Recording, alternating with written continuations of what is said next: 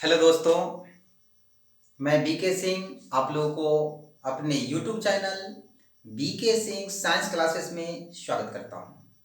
मैं हूं बीके सिंह और आज आप लोगों के लिए क्रैश कोर्स का 8वां भाग लेकर उपस्थित हूं। आज का टॉपिक है कार्बोहाइड्रेट। तो कार्बोहाइड्रेट क्या है वो हम जानेंगे। इससे पहले यदि आप लोग मेरे चैनल पर पहली बार हैं तो चैनल को सब्सक्राइब कर ले, बेल आइकन को दबा दें और वीडियो को लाइक करें और शेयर करें। तो चलिए अब हम बिना देर किए हुए आपका टॉपिक शुरू करता हूं। टॉपिक है कार्बोहाइड्रेट्स। कार्बोहाइड्रेट्स क्या होता है पहले ये जानेंगे, इसकी परिभाषा जानेंगे।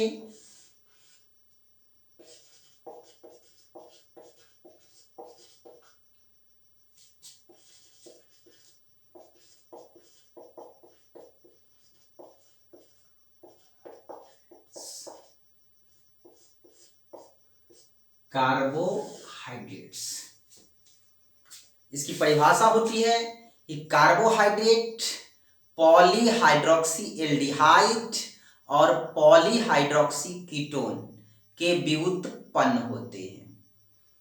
इसकी परिभाषा हम लिख देते हैं।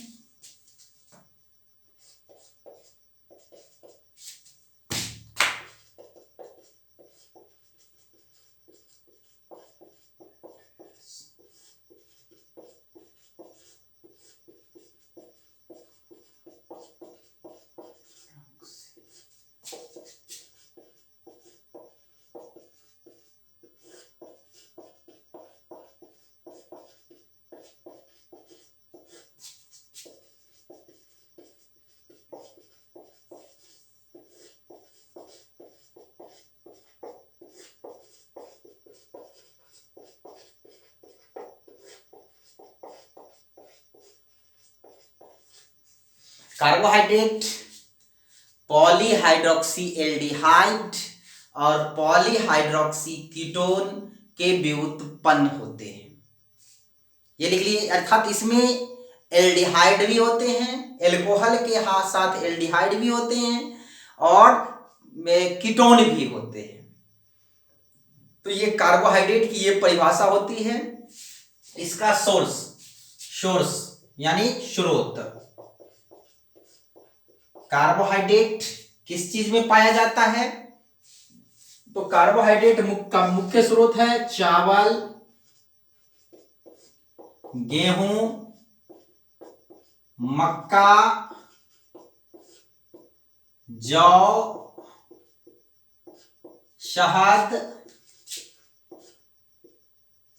इत्यादि। इसमें जो है कार्बोहाइड्रेट प्रचुर मात्रा में पाया जाता है और यह ऊर्जा का सबसे प्रमुख स्रोत माना जाता है। तो ये कार्बोहाइड्रेट हम समझ लिए, कार्बोहाइड्रेट का स्रोत समझ लिए। अब हम जानेंगे क्लासिफिकेशन ऑफ कार्बोहाइड्रेट, कार्बोहाइड्रेट का वर्गीकरण। क्लासिफिकेशन ऑफ कार्बोहाइड्रेट का वर्गीकरण।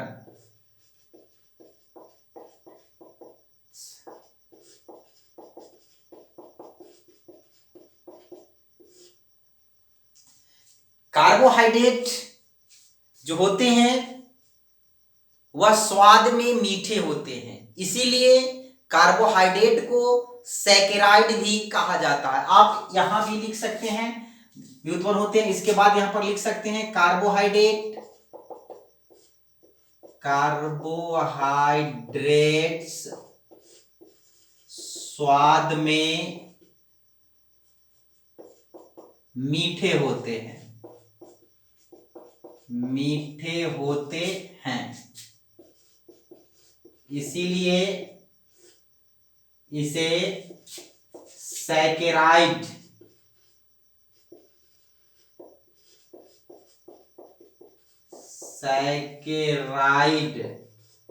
भी कहा जाता है। सैकेराइड कार्बोहाइड्रेट को ही कहते हैं। तो अब हम जानेंगे कार्बोहाइड्रेट कितने प्रकार के होते हैं। तो कार्बोहाइड्रेट 3 प्रकार के होते हैं। कार्बोहाइड्रेट को 3 वर्गों में बांटा गया है। नंबर 1 में मोनोसैकेराइड,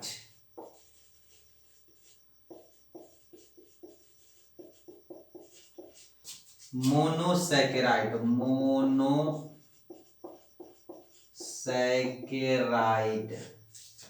नंबर दूसरा है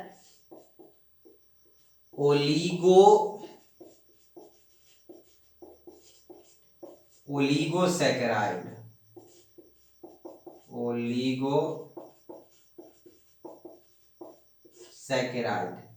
और नंबर तीसरा है पॉलीसैकेराइड।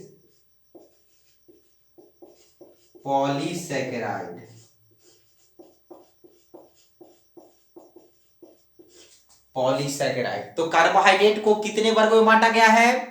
3 वर्गों में। मोनोसैकेराइड, बी में ओलिगोसैकेराइड और सी में पॉलीसैकेराइड।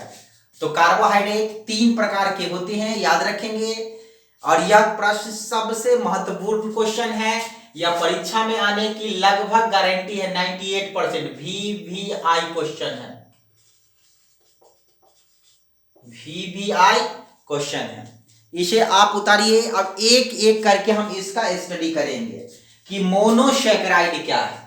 चलिए मोनोसैकेराइड लिख करके डैश दीजिए आप लोग। मोनोसैकेराइड यानी मोनोसैकेराइड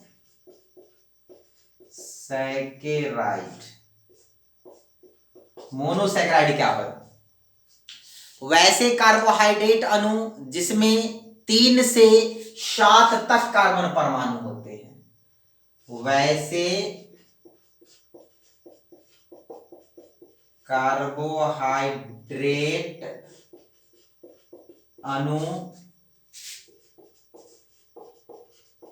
जिसमें 3 से 7 तक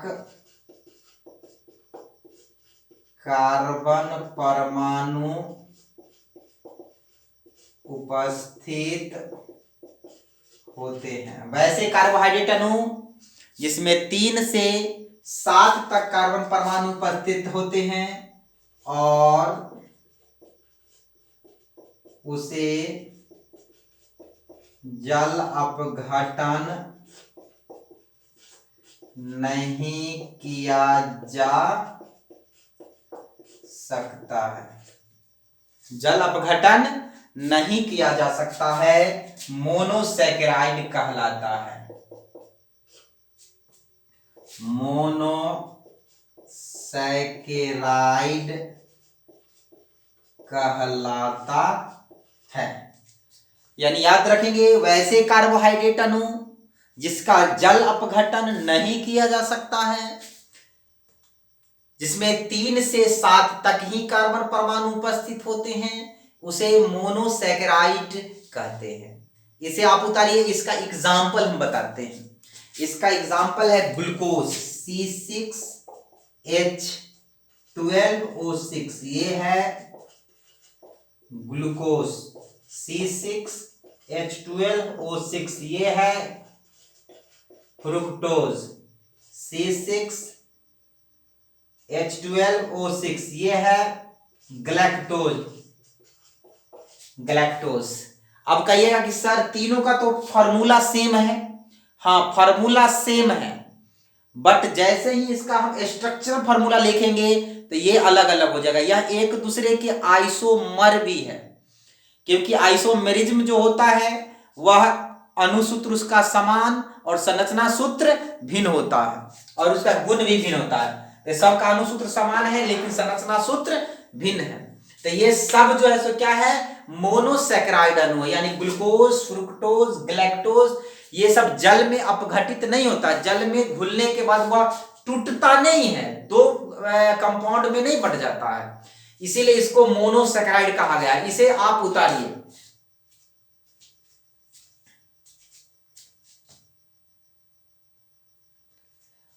चलिए अब हम आगे बताते हैं। मोनोसैकेराइड के बाद है ओलिगोसैकेराइड। ओलिगोसैकेराइड यहां पर पढ़ा रहे हैं ओलिगोसैकेराइड, ये दूसरा है, बी वाला है ओलिगो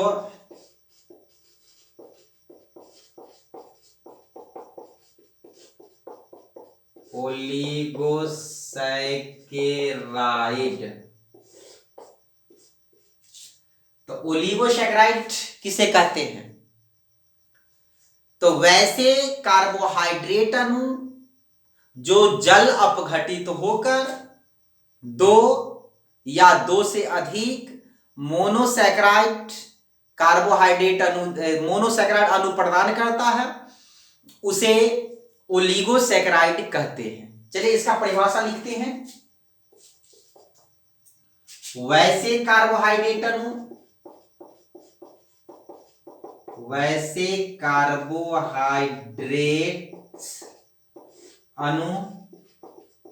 जो जल अपघटित होकर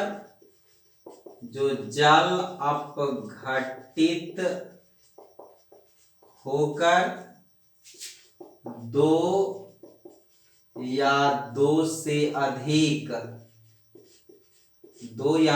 अधिक मोनोसैकेराइड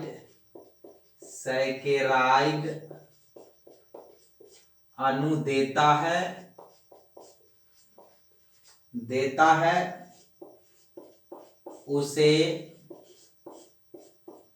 उसे ओलिगोसैकेराइड कहते हैं।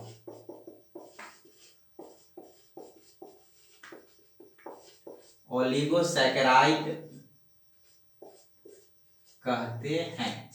यानी वैसे कार्बोहाइड्रेट अणु जो जल अपघटित होकर दो या दो से अधिक मोनोसैकेराइड अणु देता है, उसे ओलिगोसैकेराइड कहते हैं। तो फिर ओलिगोसैकेराइड को भी बांटा गया है दो कैटेगरी में, यानी यह दो प्रकार के होते हैं या निम्नलिखित प्रकार के होते हैं। या निम्नलिखित प्रकार के होते हैं। एक में लिखेंगे डाइसैकेराइड,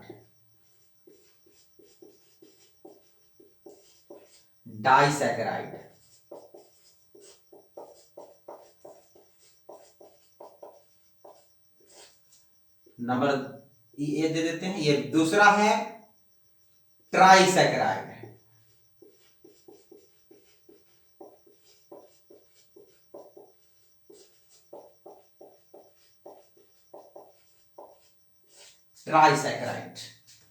और भी होता है टेट्रासैकेराइड भी होता है, लेकिन हम दो ही बताएंगे आप लोगों को।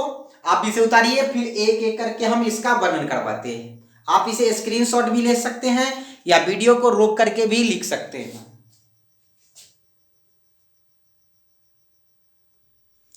चलिए अब जानते हैं कि ओलिगोसैकेराइड दो प्रकार के होते हैं, तो जिसमें पहला है डाइसैकेराइड और दूसरा है ट्राइसैकेराइड। तो डाइसैकेराइड क्या है?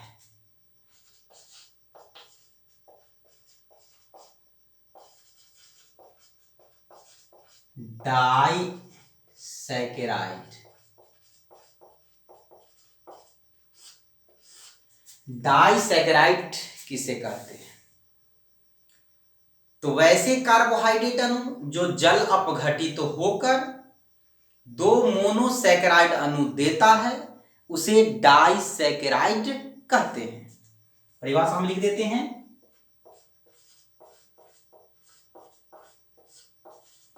वैसे कार्बोहाइड्रेट अणु जो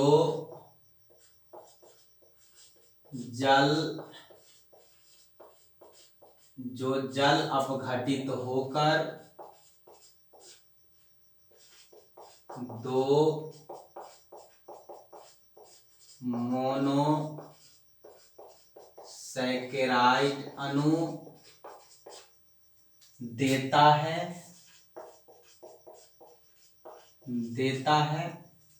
डाइसैकेराइड अणु कहलाता है। डाइसैकेराइड अणु कहलाता है। वैसे कार्बोहाइड्रेट अणु जो जल अपघटित होकर 2 मोनोसैकेराइड अणु देता है उसे डाइसैकेराइड अणु कहते हैं। नंबर 1 में लिखेंगे C12H22O11, इसको कहते हैं सुक्रोज। दूसरा है C12H22O11, ये है लैक्टोज। और तीसरा है C12H22O11, इसको कहते हैं माल्टोज। ये है डाइसैकेराइड अणु। इसको जब जल अपघटन करेंगे तो यह दो मोनोसैकेराइड में विघटित हो जाता, बदल जाता। ये कैसे बदलता है वो देखिए। पहला C12H22O11, इसको पानी में घोल दीजिए तो ये बन जाएगा C6H12O6। ये ग्लूकोज है, क्या है, सॉरी ये है सुक्रोज। सुक्रोज है। सुक्रोज का जब जल अपघटन करेंगे तो ये बनेगा ग्लूकोज और फ्रुक्टोज। ग्लूकोज और, तो ग्लूकोज भी मोनोसैकेराइड है और फ्रुक्टोज भी मोनोसैकेराइड है। दूसरा आपको डाइसैकेराइड है लैक्टोज, C12H22 और O11। इसका जब जल अपघटन करेंगे तो यह भी बनेगा C6H12O6। इसमें एक अणु ग्लूकोज है, ग्लूकोज, और दूसरा है ग्लैक्टोज। तो ग्लूकोज भी मोनोसैकेराइड कार्बोहाइड्रेट अणु है और ग्लैक्टोज भी मोनोसैकेराइड कार्बोहाइड्रेट अणु है। और ये है आपका लैक्टोज। और तीसरा डाइसैकेराइड है आपका maltose, C12H22O11, H2O, sign of arrow. इसका जब जल अपघटन होगा माल्टोज का तो ये बनेगा C6H12O6। यानी माल्टोज का जब जल अपघटन करेंगे तो यहां पर हम दोनों अणु जो है सो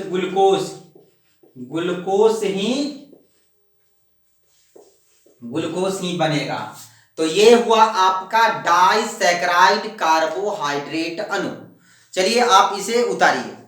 अब हम बढ़ते हैं ट्राइसैकेराइड कार्बोहाइड्रेट अणु में। ये दूसरा है, ये पहला था, दूसरा होगा आपका ट्राइसैकेराइड कार्बोहाइड्रेट अणु।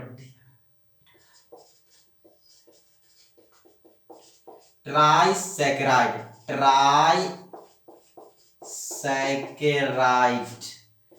तो ट्राइसैकेराइड किसे कहते हैं? तो वैसे कार्बोहाइड्रेट अणु जो जल अपघटित होकर 3 मोनोसैकेराइड अणु देता है उसे ट्राइसैकेराइड कहते हैं। ये हम परिभाषा लिख देते हैं। वैसे कार्बोहाइड्रेट अणु जो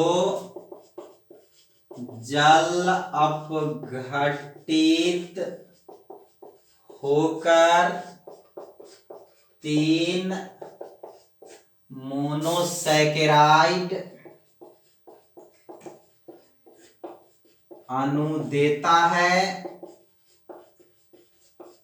उसे ट्राइसैकेराइड कहते हैं।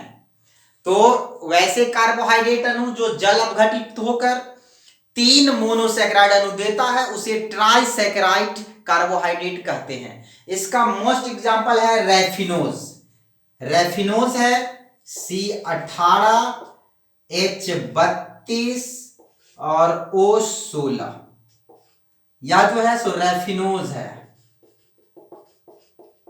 यह जो है रेफिनोज जो है प्लांट के सेल वॉल में पाया जाता है। जब इसका जल अपघटन करेंगे तो यह 3 मोनोसैकेराइड कार्बोहाइड्रेट अणु देता है, इसीलिए इसका नाम ट्राइसैकेराइड या ट्राइसैकेराइड ग्रुप में इसे रखा गया। इसका रिएक्शन होगा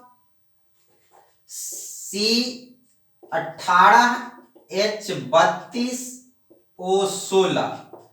इसको पानी में जब ही घोलते हैं तो यह जो है रेफिनोज क्या हो जाएगा, टूट जाएगा और ये बन जाएगा C6H12O6, C6H12O6, C6H12O6। इसमें एक अणु ग्लूकोज, दूसरा अणु फ्रुक्टोस और तीसरा अणु गैलेक्टोस है। तो ये तीनों जो है सो क्या है, मोनोसैकेराइड है। तो ये विघटित होकर के क्या किया, 3 मोनोसैकेराइड अणु दिया, इसीलिए इसको क्या कहेंगे, ट्राइसैकेराइड अणु कहेंगे। इसे आप लोग उतारिए या स्क्रीनशॉट लीजिए या वीडियो को रोक करके इसे कॉपी में उतारिए, क्योंकि यह बहुत ही महत्वपूर्ण क्वेश्चन है, VVI क्वेश्चन है, 5 नंबर का क्वेश्चन है। उतारिए जल्दी। चलिए, तीसरा कार्बोहाइड्रेट है आपका पॉलीसैकेराइड। पॉलीसैकेराइड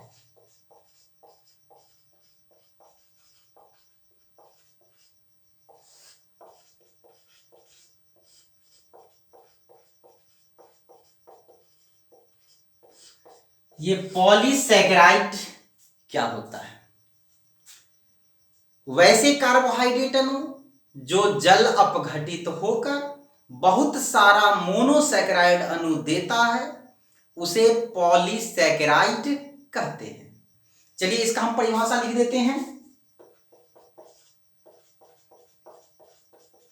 वैसे कार्बोहाइड्रेट्स अणु जो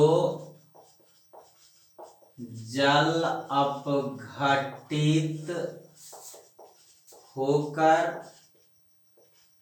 बहुत सारा मोनोसैकेराइड अणु देता है,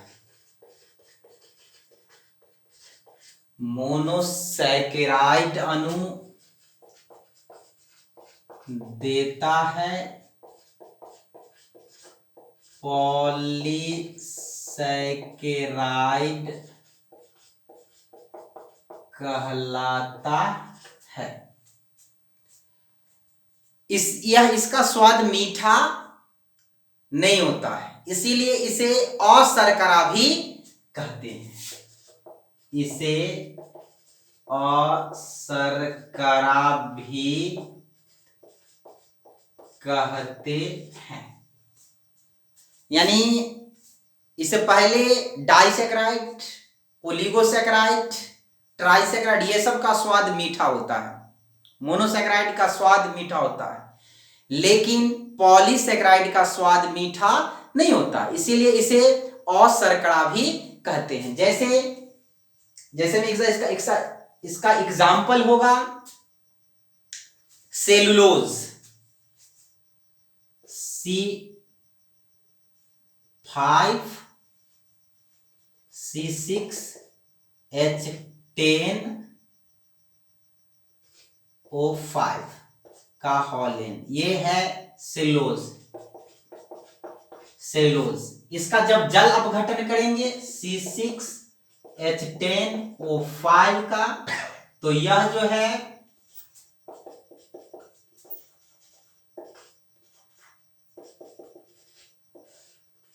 C6H12O6, ये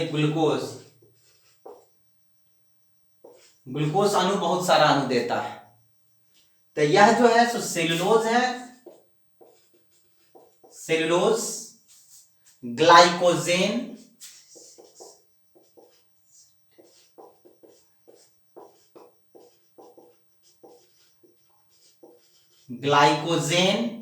सेलुलोज, ये सभी जो है स्टार्च C6H10O5 का हॉलेन,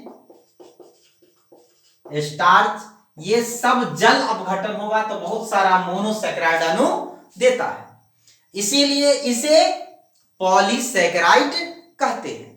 तो चलिए, यह आपका सबसे महत्वपूर्ण टॉपिक था जो 5 नंबर का पूछा जाता है। आज का ये टॉपिक यहीं पर खत्म करता हूं, फिर अगला वीडियो देखेंगे। फिर से मैं कहता हूं, यदि आप लोग मेरे चैनल पर पहली बार हैं तो चैनल को सब्सक्राइब कर ले, बेल आइकन को दबा दे, वीडियो को लाइक करें, वीडियो को शेयर करें। चलिए, तो इसके बाद साथ ही क्लास को एंड करना चाहूंगा। आप लोग स्वस्थ रहें, मस्त रहें, याद करते रहें। मैं आपकी परीक्षा में अच्छे नंबर के लिए हमेशा तत्पर हूं। आप लोग वीडियो को देखें प्लेलिस्ट में जाकर। जी धन्यवाद।